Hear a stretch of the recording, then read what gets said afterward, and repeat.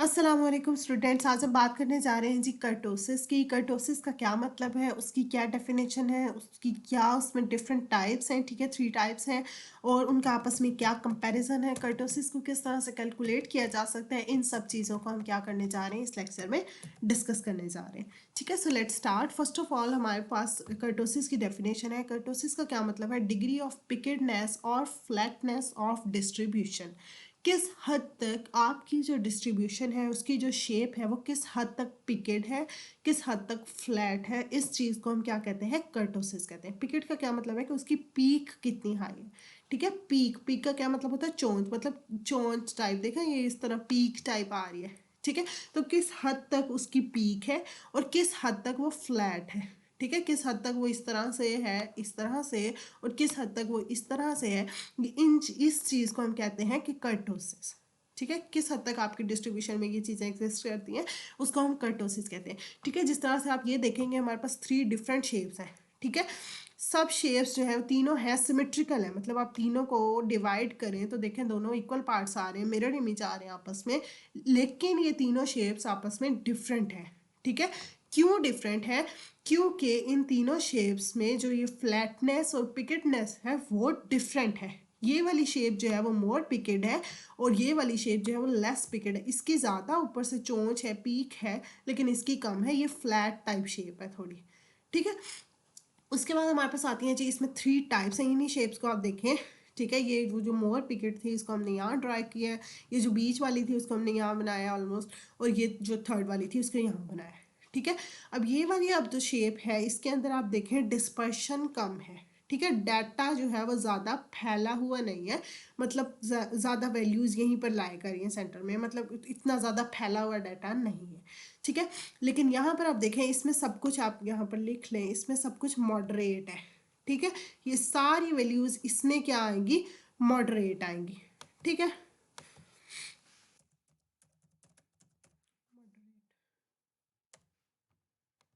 इसमें सारी की सारी वैल्यूज़ यहाँ पर क्या आनी है, मॉडरेट आनी है। ठीक है, ये देखें इसमें डिस्पर्शन कम है लेकिन इसमें डिस्पर्शन ज़्यादा है। इसमें डिस्पर्शन क्या है, मॉडरेट है। ठीक है, मतलब मीडियम लेवल की डिस्पर्शन है। ये फर्स्ट का नाम क्या है, लेपोकर्टिक है, और सेकंड वाली का नाम है मीजोकर्टिक, और थर्ड का नाम है प्लेटोकर्टिक। ठीक है, यहाँ वाई आएगा, ये आगे हमारे पास। इसमें डिस्पर्शन कम है, इसमें डिस्पर्शन ज़्यादा है, डाटा ज़्यादा फैला हुआ है। ठीक है, और ये मोर पिकेड है, मतलब ये इसकी पीक है, इस पे चोंच है। ठीक है, ये मोर पिकेड है लेकिन इसकी लेस पिकेड है, मतलब आप देखें इसमें कोई पीक नहीं आपको नज़र आ रही है, ये लेस पिकेड है। ठीक है, और ये मॉडरेट पिकेड है। ठीक है, और यहाँ पर आप देखें ये लेस फ्लैट है, मतलब ये फ्लैट नहीं है, ये ज़्यादा पीक वाली है, लंबी है, हॉरिजेंटल में है, इसको फ्लैटनेस इसकी कम है, और ये थोड़ी फ्लैट टाइप में बैठी हुई है, लेटी हुई है। ठीक है, फ्लैट टाइप शेप है, और ये इसकी मॉडरेट फ्लैटनेस है। ठीक है, ये इनकी तीनों का कंपैरिजन आ गया कि इसमें लेस डिस्पर्शन है, इसमें मॉडरेट डिस्पर्शन है, और इसमें हाई डिस्पर्शन है। ठीक है, और पिकेडनेस की आ गई, फ्लैटनेस की आ गई, ये इन तीनों का कंपैरिजन आ गया। उसके बाद हमारे पास आती है जी कैलकुलेशन। कैलकुलेशन में हमारे पास इसको B2 से कैलकुलेट किया जा सकता है, कर्टोसिस को। ठीक है, मूवमेंट कोफिशिएंट ऑफ कर्टोसिस, इसको हम कहते हैं B2 को, और इसको इसके ज़रिए हम कर्टोसिस को कैलकुलेट करते हैं। ये कर्टोसिस का फार्मूला है, फार्मूला क्या है, M4 divided by M2 square. ठीक है, M4 क्या है, मूवमेंट 4। ठीक है, मूवमेंट अबाउट मीन हमने पढ़े थे, उसमें मूवमेंट फोर्स जो है उसको हम कहते हैं M4। ठीक है, वो यहाँ पर आएगा और यहाँ पर M2 आएगा। इनके क्या फार्मूलाज हैं, इनके फार्मूलाज हमने पहले पढ़े थे, ये रहे हमारे पास। M2 का फार्मूला क्या है, sigma x minus x bar whole square divided by n, और ये हमारे पास M4 का फार्मूला है। ठीक है, ये हमने पढ़े हैं, ये M2 का फार्मूला, ये M4 का फार्मूला। यही फार्मूलाज यूज़ करते हुए आप यहाँ पर क्या करेंगे, कर्टोसिस के ये B2 के फार्मूला में इनको पुट करेंगे।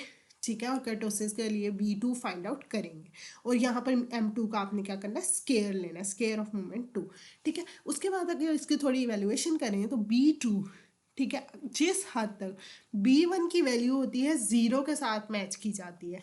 ठीक है, B1 हम अगर देखें, ये सिमेट्री में अगर हम यूज़ करें, स्क्यूनेस में हम B1 यूज़ करते हैं। ठीक है, B1 की वैल्यू को आप ज़ीरो के साथ कंपेयर करते हैं। ठीक है, उसका 0 के करीब करीब होना चाहिए, लेकिन B2 की वैल्यू जो है वो 3 के करीब करीब होनी चाहिए।